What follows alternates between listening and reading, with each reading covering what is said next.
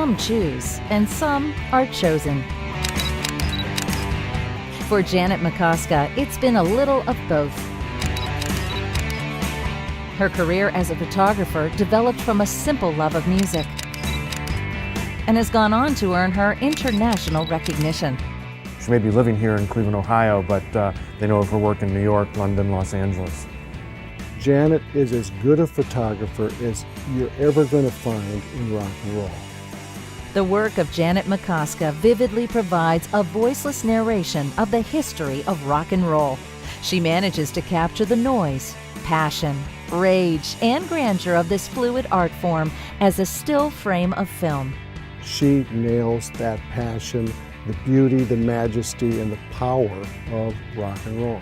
Once you get into the rhythm of it, and you know kind of how people move and what side of the stage they play to and who's the more animated performer on stage.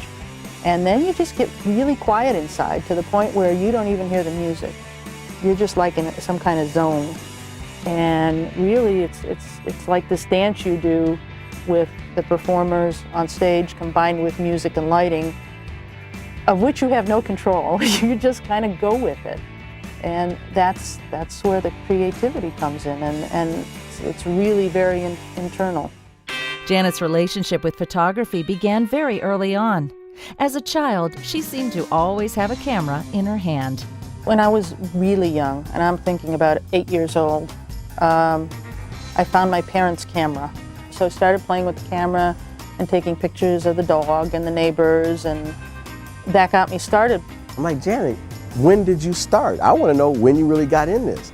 So when she showed me a little picture when she was in this classroom situation photographing Spock, okay, Leonard Nimoy came to her school or something like that, and she shows me pictures of this. I'm like, oh my God, you gotta be kidding me. You were serious when you were a little kid with a camera. A chance encounter at radio station WKYC in Cleveland provided a doorway to Janet's professional future.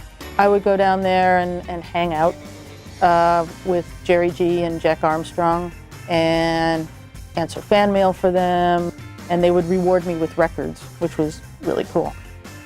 So Sonny and Cher were on the Big Jack show. He also had a TV show, and I got my camera and I was taking pictures of Sonny and Cher answering phone calls on Jack's show and sent it into Teen Screen magazine, which was one of the teen magazines of the day.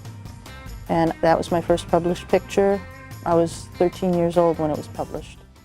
From the time that she first picked up a camera, Janet has displayed a knack for capturing the essence of her subject.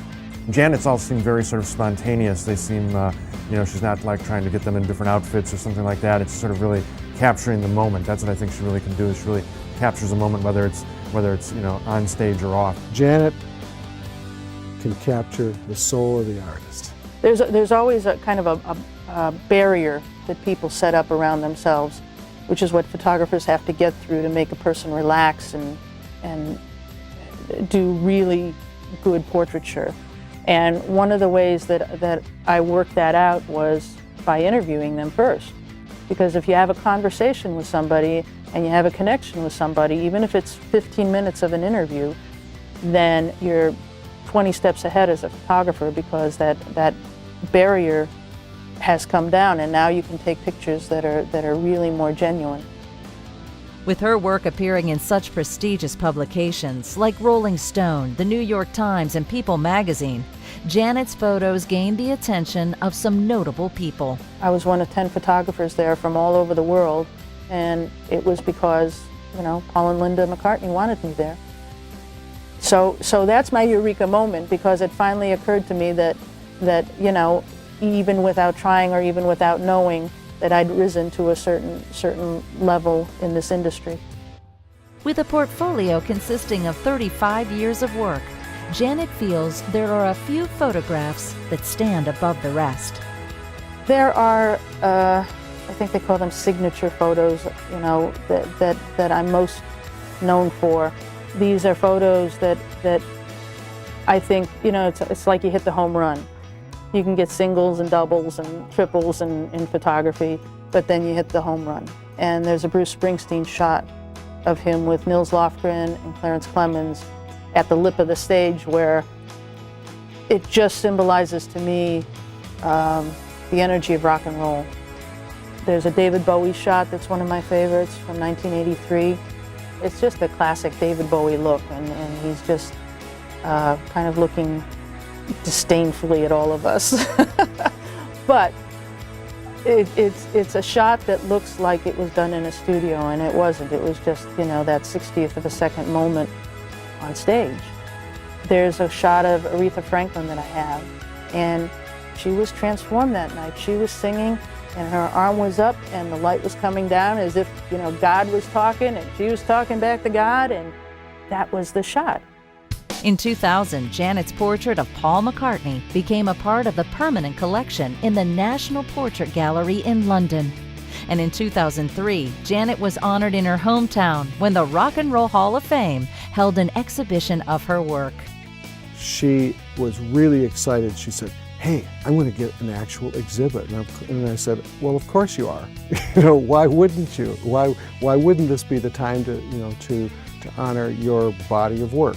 And I was really proud of her. The night that the exhibition opened, I was really, really, really nervous.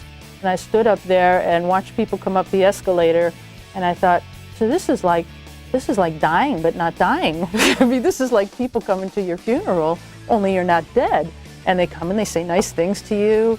When I saw the Janet's exhibit together, once it was finally together and in our gallery here, it was very impressive. In my mind, it elevated you know, what I thought of her and her, you know, just in her photography. I mean, it really does rank her near the top, I would say. Janet Macoska's work is on display all over the world. She's recognized as one of the best in her field. But in her mind, she's just a working photographer, and she's focused on just one thing, her next photo. I just love photography, and the challenge is to go in there and have no idea what's going to happen and come back with pictures that tell a story and that make everybody look like rock stars.